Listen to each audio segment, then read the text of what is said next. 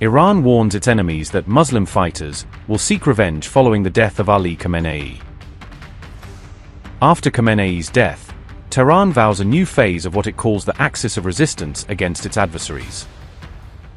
Iran declares the axis of resistance remains united and ready to respond to any future threats. Khamenei may be gone, but Iranian leaders say their campaign of resistance and retaliation will continue.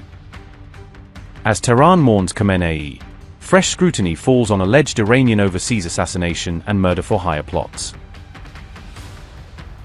Iran's Navy chief has warned Tehran's adversaries they will face retaliation from what he called Muslim fighters. Rear Admiral Shahrami Irani made the remarks during an interview with Yemen's Al Mazira television network. Irani's comments came as Tehran held funeral ceremonies for the late Supreme Leader Ali Khamenei. He said supporters of Iran's martyred leader had gathered to renew their pledge of brotherhood and resistance. Irani claimed the spirit of resistance was no longer confined to Iran or any single geographic region. He said Iran's adversaries were now confronting what he described as a broader Islamic resistance movement. The Navy chief warned that those responsible for the deaths of Iranians would face justice from Muslim fighters. Irani declared that Iran's enemies should expect what he described as a decisive retaliatory response.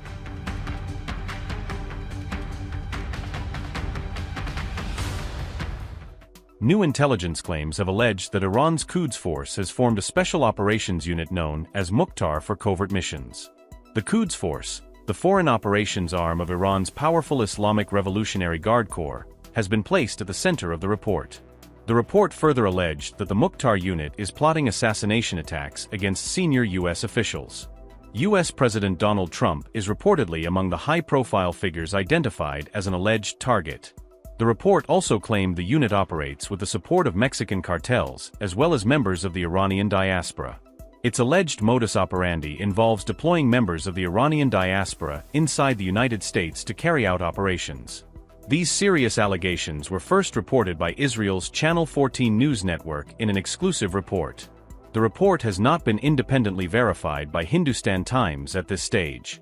No official confirmation of these claims has been issued by the United States, Iran, or Israel.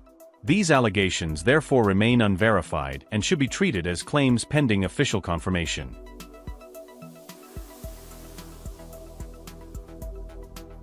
On July 4, Iran's Foreign Intelligence Ministry also vowed to avenge the killing of the late Supreme Leader. Iran's Intelligence Ministry has vowed to avenge Ali Khamenei's killing amid the funeral ceremonies, turning grief into a powerful call for retaliation. Tehran blamed the US and Israel for Khamenei's assassination, according to Iran International, and said only revenge can heal the wounds of the Iranian people. The ministry pledged retaliation against those it holds responsible for Khamenei's death, raising the tone from accusation to open threat. The statement also reaffirmed loyalty to Supreme Leader Mojtaba Khamenei, signaling that Iran's leadership wants to project unity and continuity. Iran vowed revenge for the blood of Khamenei and other victims of the strikes, framing the conflict in deeply emotional and uncompromising terms.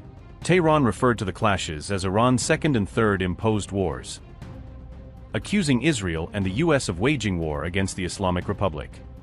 The ministry said its pursuit of revenge would continue under Mojtaba Khamenei, suggesting a long-term response rather than a one-off warning.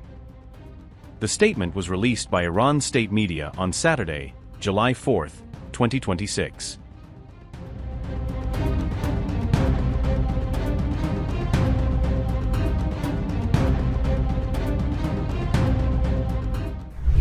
Iran will begin 6 days of state funeral ceremonies for Ali Khamenei on July 4, launching a tightly planned period of mourning that will dominate the nation's calendar.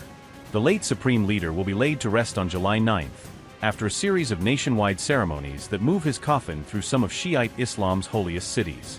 Officials expect millions of people to line the streets for processions across Iran during the state farewell, turning each city into a sea of black banners and flags. Tehran's mayor has suggested the capital alone could see up to 20 million mourners pass through over several days, a logistical and security operation on an epic scale. Authorities say parallel mourning events in Qom, Mashhad, Najaf and Karbala are also expected to draw huge crowds, extending the farewell beyond Iran's borders. Iranian officials insist the ceremonies will demonstrate national unity after months of war and crisis, projecting an image of cohesion around the new leadership. The mourning events will move from Tehran to the seminary city of Qom before the final burial in Mashhad, following a symbolic route through Iran's religious heartland.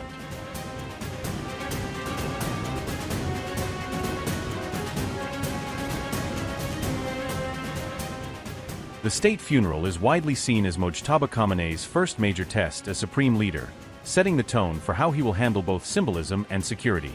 Mojtaba has not yet appeared publicly since assuming the country's top leadership position, leaving many Iranians wondering how visible he will choose to be.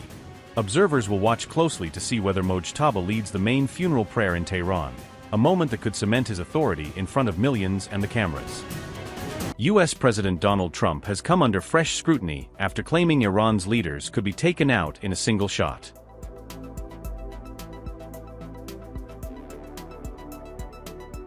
Donald Trump said he could meet Israeli Prime Minister Benjamin Netanyahu next week after the NATO summit. Trump told Axios that he and Netanyahu get along very well and said the Israeli leader knows who the boss is. Trump said Netanyahu had requested a meeting at the White House during his upcoming visit to Washington. The meeting would be their first since February, following the joint U.S.-Israeli military strikes against Iran.